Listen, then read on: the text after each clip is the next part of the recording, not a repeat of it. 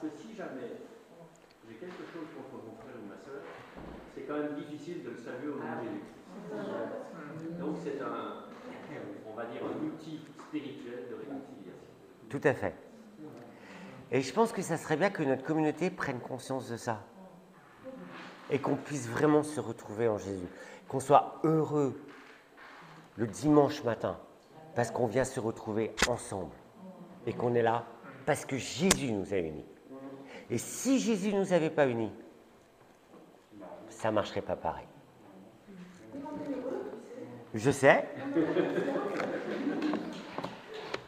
Je démarre par là et pourtant ma prédication ne sera pas sur ce thème-là, mais j'ai été réveillé cette nuit pour ça.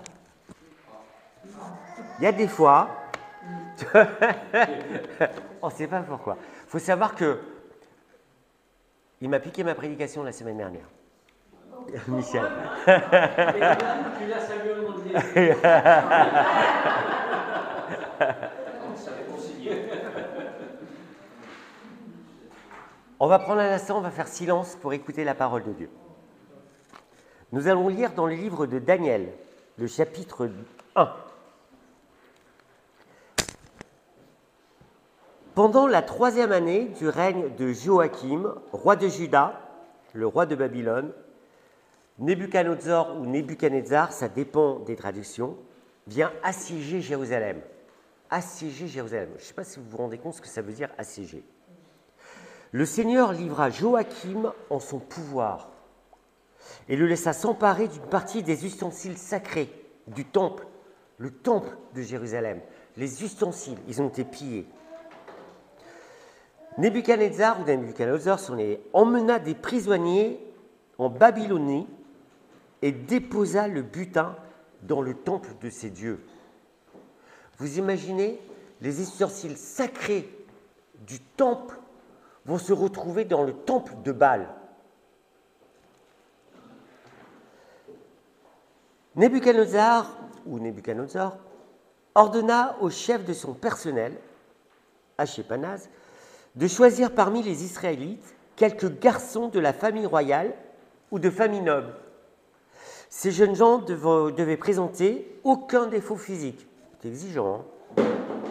Ils devaient avoir une bonne apparence et être remplis de sagesse, de connaissance, de discernement, afin de pouvoir entrer au service du roi dans son palais.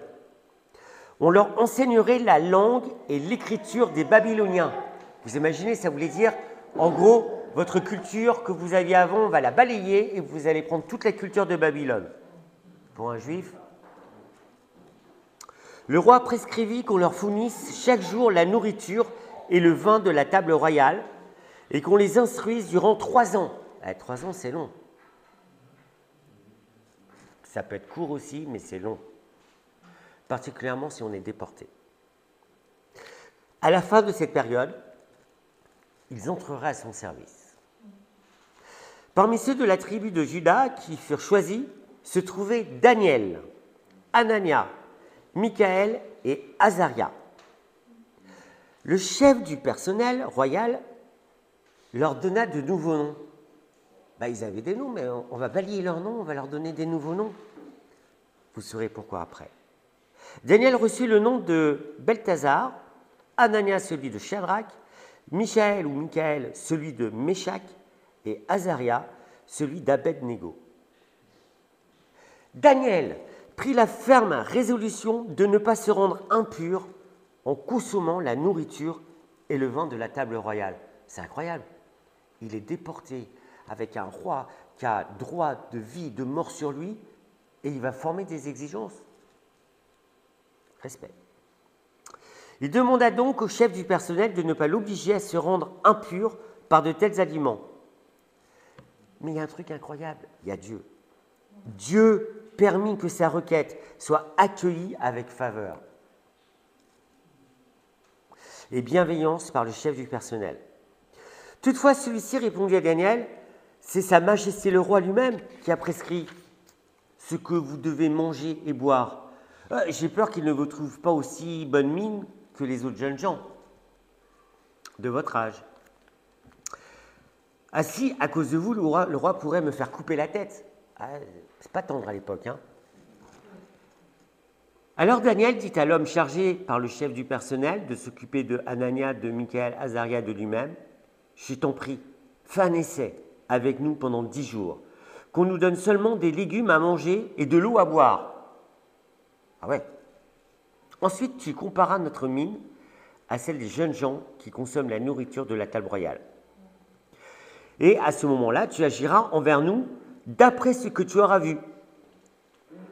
L'homme accepta cette proposition et fit un essai de 10 jours avec Daniel et ses compagnons.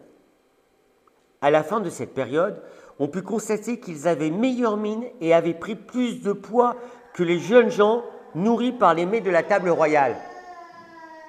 C'est incroyable, mais ça c'est Dieu qui fait des trucs pareils. C'est pourquoi l'homme responsable d'eux continuait à écarter la nourriture et le vin qu'on leur fournissait et leur donnait seulement des légumes. Je vous rassure, la nourriture devait revenir à lui, hein, il devait être content quand même. Bon, ça c'est moi qui le dis. Dieu accorda aux 4 jeunes gens du discernement et de vastes connaissances dans les domaines de la langue, de la sagesse. Daniel était capable en outre de comprendre le sens des visions et des rêves. Extraordinaire. Au terme du délai fixé par le roi Nebuchadnezzar, pour qu'on lui présente les jeunes gens choisis, le chef du personnel les lui emmena. Le roi s'entretint avec eux, Daniel, Hanania, Michaël et Azaria. Vous remarquerez qu'on garde les noms d'origine, et c'est important. Se révélèrent plus compétents que tous les autres. Plus compétents que tous les autres. C'est pourquoi ils entrèrent à son service.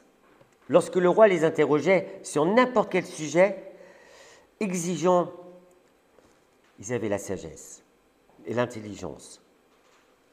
Et ils les trouvaient 10 fois supérieurs à tous les devins et magiciens de son royaume.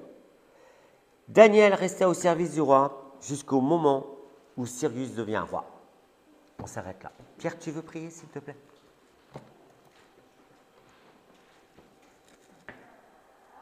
Seigneur Jésus-Christ, ta parole est bonne et ta parole est juste. Et nous te prions que ce matin, nous puissions être nourris par ta parole. Que tu nous permettes d'avoir des cœurs bien disposés, comme celui de ces 4 jeunes Israélites, et en particulier le cœur de Daniel. Seigneur, qu'on puisse savoir faire le tri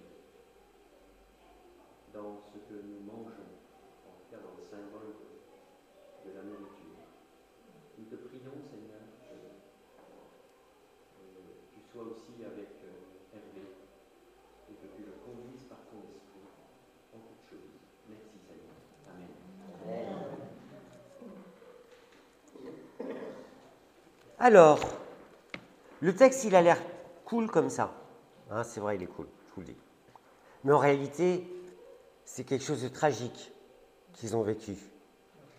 Parce que Daniel va vivre la guerre. Et la guerre avec un siège qui implique des privations, mais des vraies privations. Un siège qui implique la peur.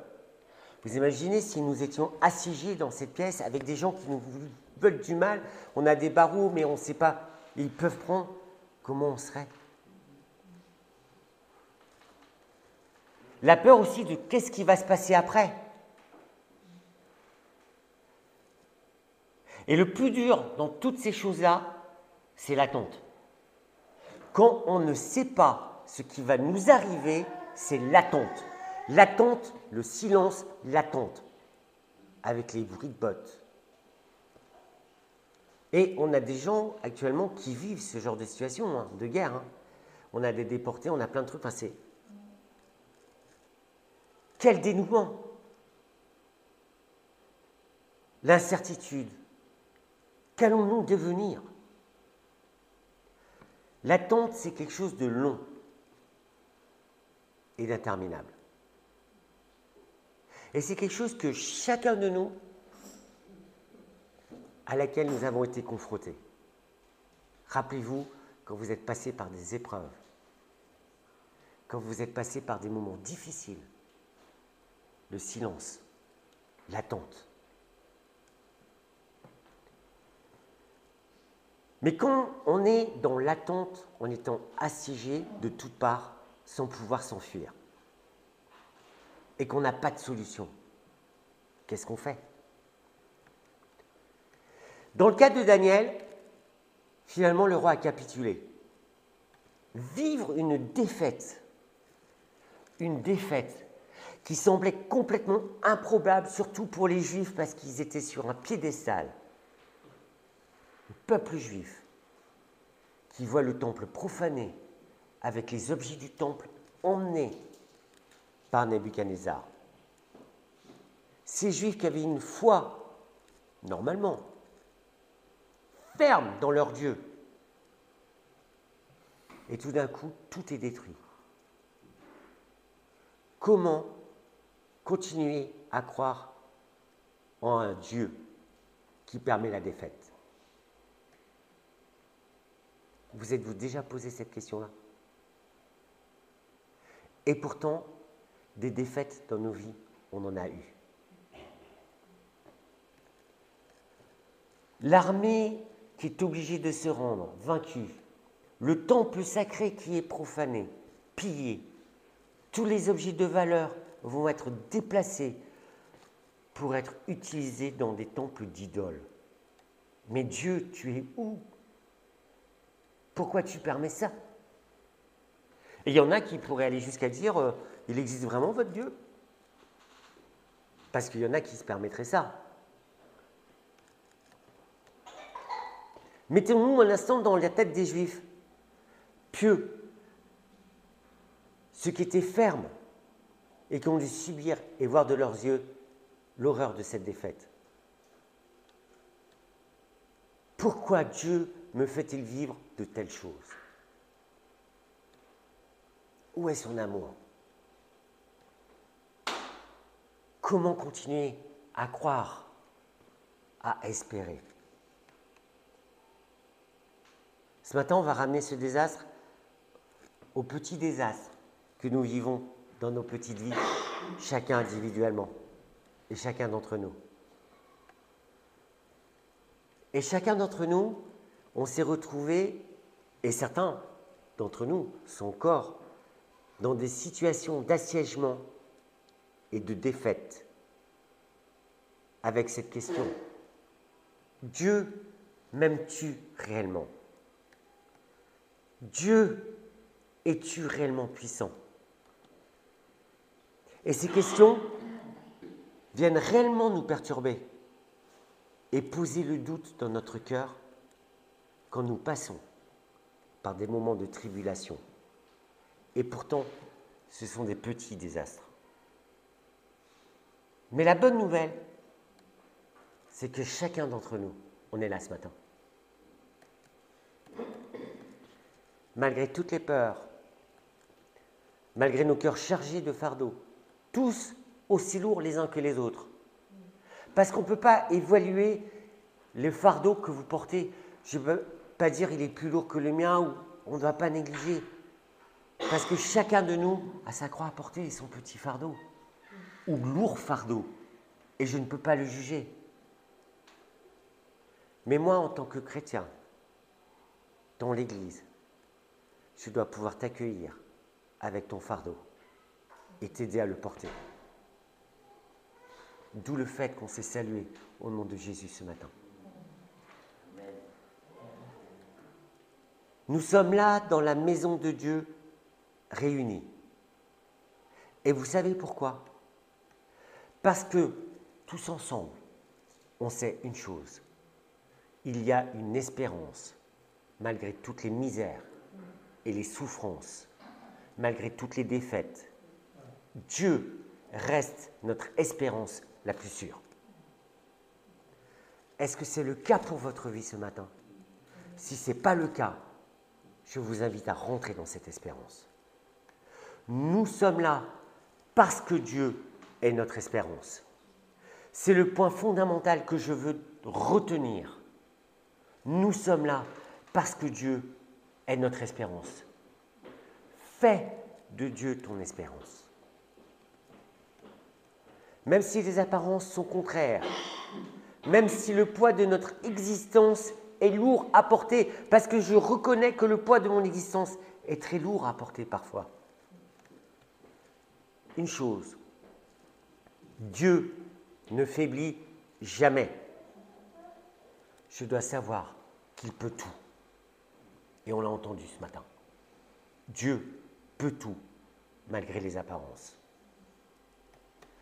Le témoignage de Daniel et ses amis sont des exemples criants de la fidélité de Dieu. Le temple pillé, le peuple déporté. Et pourtant, il reste quelque chose qui s'appelle l'amour de Dieu. Quelque chose qui s'appelle l'espérance. Cette espérance, Dieu l'a gravée au fond de nos cœurs, à chacun d'entre nous. Et nous devons transpirer l'espérance envers nos frères, envers nos sœurs. Transpirer l'espérance. Alors, est-ce que nous vivons jour après jour, semaine après semaine, avec cette espérance? Et pourtant, souvent cela semble impossible à cause du poids de l'épreuve, de l'adversité que chacun vit. Et il y en a qui n'en voient pas la fin. Et pourtant, ils vivent avec l'espérance. Quel message! J'ai retenu qu'une chose, c'est que même anéantis, nous pouvons prier, parce que dans ce coin de cœur, à l'intérieur de nous, il y a le Saint-Esprit qui nous donne l'espérance dans le Seigneur. L'histoire de Daniel est l'illustration de la grandeur de Dieu et de ce que Dieu fait pour et chacun d'entre nous. Il y a un deuxième point fondamental que je peux retenir dans ce texte, c'est que Dieu prépare le salut. Dieu prépare le salut. On se demande, mais pourquoi Dieu a laissé le temple pillé? Pourquoi Dieu a laissé déporter? Pourquoi? Mais il l'a permis. Je ne sais pas pourquoi il l'a permis. Mais en réalité, ils ont été prévenus. Parce qu'ils ne marchaient pas du tout dans la volonté du Seigneur. Dieu prépare toujours le salut. Quand tu es dans l'épreuve, il y a une porte de sortie avec une bénédiction à venir, si tu es fidèle.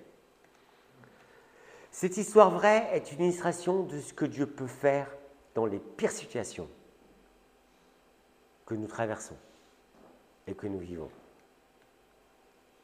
Je souhaiterais que ce matin, nous fondions notre espérance sur Dieu. Alors, il y a des exemples. Un exemple tout simple pour les disciples, par exemple. Vous imaginez Jésus mort sur la croix. Qu'est-ce qui se passe? Mais ils ne savaient pas ce qui se passait. Ils ne connaissaient pas la situation d'après. Jésus est ressuscité. Dieu avait préparé le salut, mais on ne l'avait pas vu. Temple pillé, peuple déporté, objets sacrés profanés. Mais l'espérance demeure, parce que Dieu est fidèle. Et vous savez comment Dieu est fidèle? Parce qu'il prépare les choses sans qu'on le voie. Dieu va mettre à part 4 jeunes gens qui faisaient partie des grandes familles nobles. Et vous savez qui c'est qui les choisit? L'intendant de Nebuchadnezzar. Mais il ne sait pas que c'est Dieu qui a fait ça. C'est quand même incroyable. Il ne sait pas que c'est Dieu qui les a mis de côté. Au verset 3. C'est Dieu qui a fait ça. Alors c'est sûr que sur le moment, nous on vit des angoisses. Qu'est-ce que Dieu fait? Et pourtant Dieu prépare des choses. Alors maintenant, imaginez-vous être à la place de Daniel, Anania, Michaël et Azaria. Vivre l'angoisse de la déportation. Être retiré de son clan, de sa famille, de son milieu, de sa culture,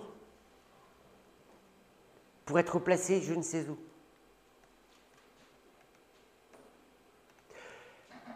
Il y a un truc qui est extraordinaire, c'est qu'il faut s'arrêter sur les noms de ces 4 jeunes gens. Savez-vous ce que veut dire Daniel? Daniel veut dire Dieu est mon juge. Savez-vous ce que veut dire Anania? L'Éternel est miséricordieux, il est grâce, pardon, compassion. Savez-vous ce que veut dire Michaël ou Michaël? C'est qui est Dieu? Et Azaria, l'Éternel a secouru. Ces 4 jeunes gens, vous imaginez? Juste dans les noms des personnes que Dieu a mis à part dans cette déportation, il y a le message d'espérance et de salut.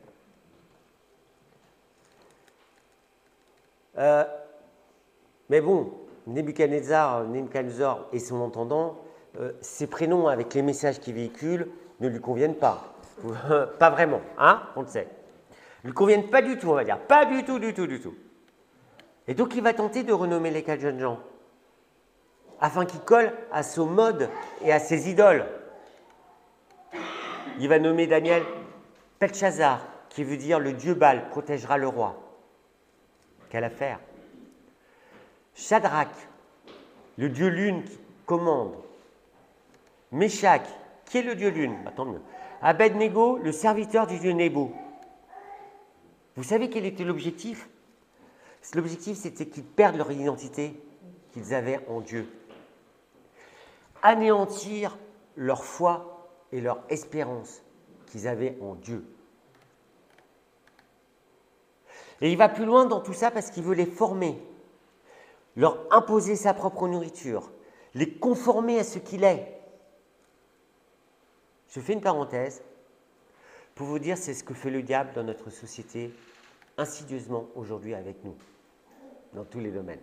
C'est ce que fait le diable insidieusement dans notre société avec nous aujourd'hui. Pour ceux qui apprennent. Avec les réseaux sociaux, la télé, les médias, l'enseignement, qui est même atteint, hein, terrible. Hein.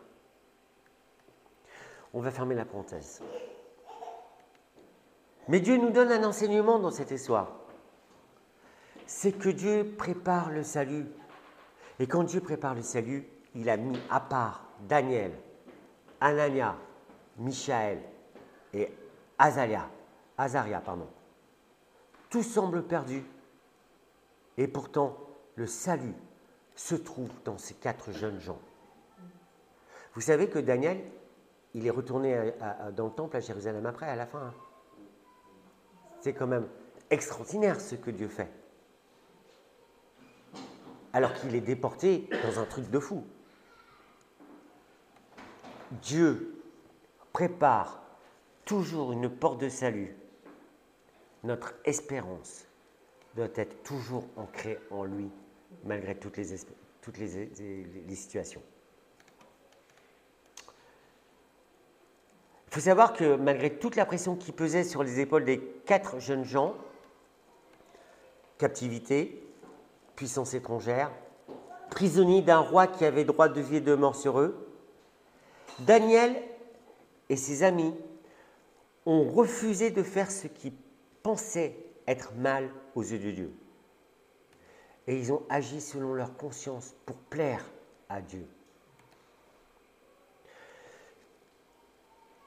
Parce que chacun de nous, savons ce qui est bien ou pas aux yeux de Dieu. Comme Daniel et ses compatriotes. Et souvent dans des situations qui sont explosives, on peut avoir tendance à dévier un peu. Mais Daniel a choisi autre chose. Daniel et ses amis avaient pour espérance Dieu et seulement Dieu. Et je me suis posé la question, moi personnellement, j'aurais été dans leur situation.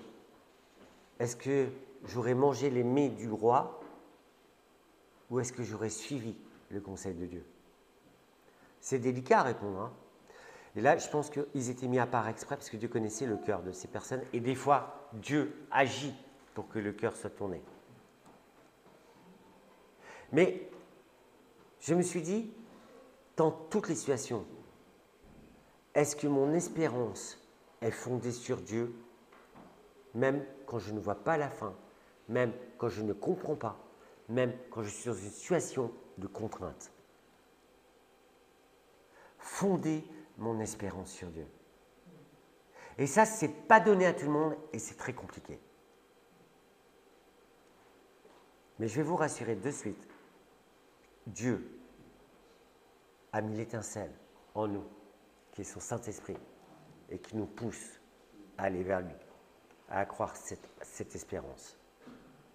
Le témoignage de Daniel et ses amis est pour nous une invitation à nous recentrer sur l'essentiel, qui est notre foi. Une espérance en un Dieu qui ne faiblit pas et qui reste fort, malgré les apparences et les contraintes. Dieu ne nous abandonne jamais, même au plus profond de nos désespoirs. Et c'est ce qu'on voit avec Daniel et ses amis. Peuple déporté, détruit, ils sont mis à part. Je pense que comme Daniel et ses amis, nous devons faire comme eux, prendre des résolutions qui honorent Dieu. Est-ce que je prends des résolutions dans ma vie continuellement, dans les conflits que je vis, dans mes contraintes qui honorent Dieu? Et ça change tout. Est-ce que je serai capable de faire comme Daniel et ses amis, qui vont refuser de se souiller avec la nourriture et le vin imposés par le roi? Et je peux vous garantir que ça, c'est pas simple. Parce qu'on serait dans cette situation. Mais j'en connais plein, hein. Par exemple, un exemple. Bon, on a parlé du roi Charles là tout à l'heure. Hein. Ben, si jamais vous étiez invité, il y a beaucoup qui diront, bah non, tu y vas parce que tu vas rencontrer plein de gens et tout, puis sans doute tu vas te faire une place, et puis sans doute. Mais c'est ce genre de choses qu'on vit. Et la place de Dieu dans tout ça, c'est là où il faut savoir ramener les choses à sa juste valeur et à sa juste place.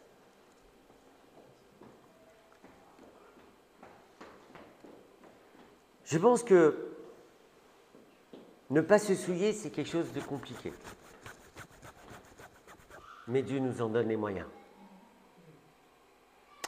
Je pense qu'il faut se battre parce qu'on a des adversaires qui sont sérieux. Notre vie est remplie d'adversités, de médias, d'amis, de relations, de travail.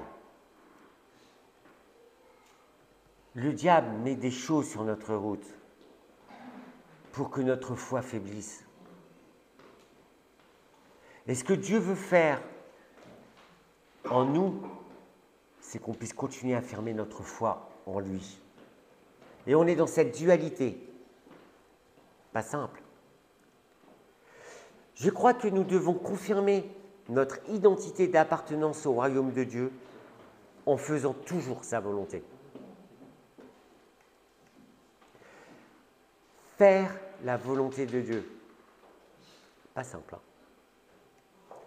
Et pourtant, quand nous nous conformons à ce que Dieu demande, à partir du moment où nous faisons la volonté de Dieu, comme dans Daniel, nous verrons Dieu agir profondément. Est-ce que vous voulez voir Dieu agir dans votre vie?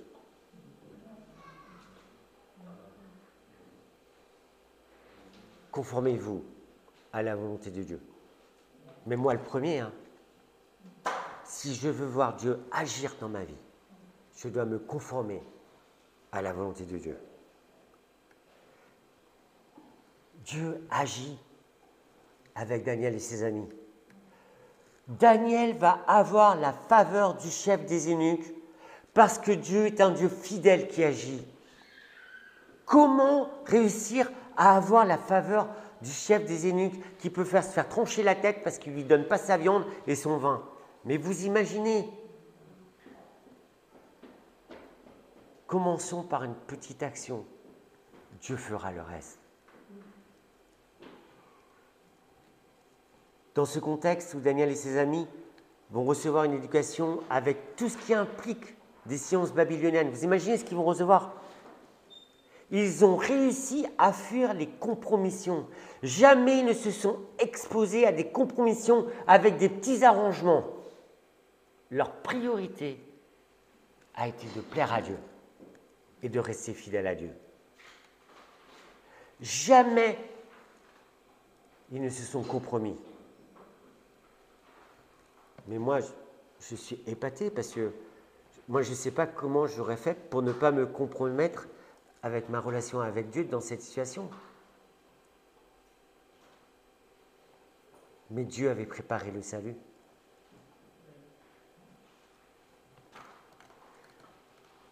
Et c'est le dernier point fondamental que je souhaite relever ce matin. Restez ferme. Il faut rester ferme. Garder notre espérance intacte avec Dieu. Pas de compromission. Rien, absolument rien ne doit compromettre notre relation avec Dieu. Je souhaite que quand on sort d'ici, on prenne la résolution. Ça va être compliqué, je sais, ne vous inquiétez pas. Mais au moins, c'est un engagement qu'on doit prendre. Je ne veux en aucun cas compromettre ma relation avec Dieu. Fuir toute compromission, tout petits arrangements. Garder mon espérance en Dieu, uniquement en Dieu et pas en dehors de Dieu. Vous savez, la conclusion de tout ce texte a été la bénédiction de Dieu. Dieu va donner une sagesse supérieure à Daniel et ses amis par rapport à tous les prétendants qui ont suivi la même formation que eux, 10 fois supérieurs, ils étaient. Si bien qu'ils sont rentrés au service de Nebuchadnezzar avec de hautes responsabilités. Quel message! Dieu va donner à Daniel des choses incroyables, connaissance pour interpréter les rêves. Mais c'est extraordinaire comment Dieu peut nous outiller pour vivre des choses. Et si vous connaissez Daniel, ça va être important la suite. Parce que ce que Dieu lui donne, il lui donne des armes pour le futur. Parce que Nebuchadnezzar va faire des rêves, un rêve bizarre, et puis il veut tuer tout le monde, et puis le seul qui va pouvoir lui dire quelque chose, c'est Daniel. Dieu prépare le salut. Si ce matin, vous connaissez des personnes autour de vous qui sont dans des situations inextricables, vous connaissez des chrétiens qui sont dans des situations qui semblent perdues, qui ne voient pas le bout, je vous en supplie, donnez-leur ce message d'espérance. Dieu a déjà préparé le salut.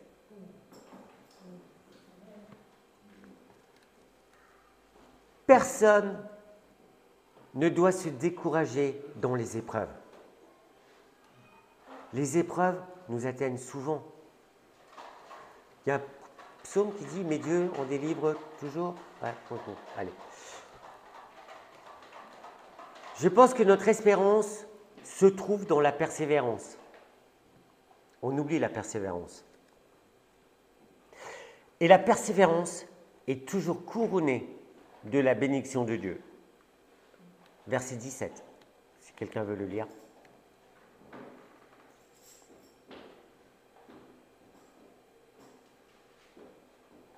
Dieu accorda à ces persévérants de la science, de l'intelligence, de et de la sagesse, et Daniel expliquait toutes les visions et tous les songes.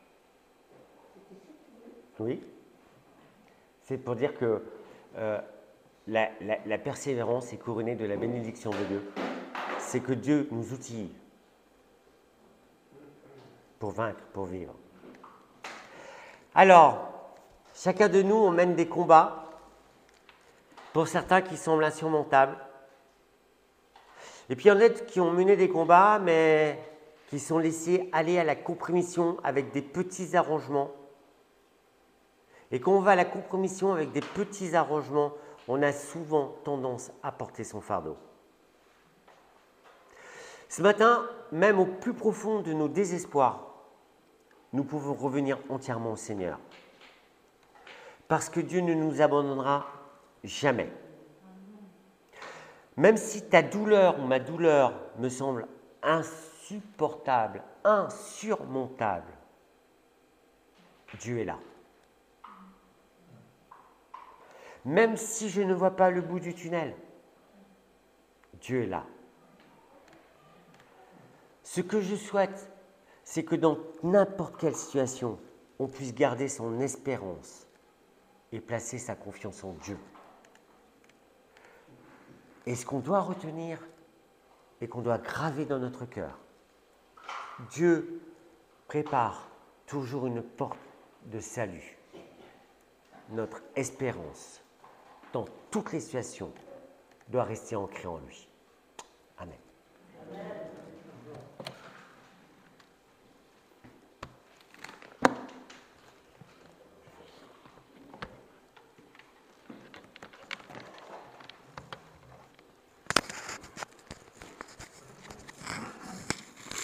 Il y a énormément de choses à dire sur cette histoire de Daniel.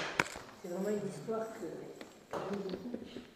Un truc, peut-être que tu n'as pas souligné, mais c'est pas grave, hein, c'est que Daniel était jeune. Oui. Il venait d'un pays où il a sûrement vécu la famine dans le siège. Et on lui offrait sur un plateau de quoi se nourrir abondamment. Et il a eu la force de refuser ça pour honorer Dieu. Il était gamin, jeune.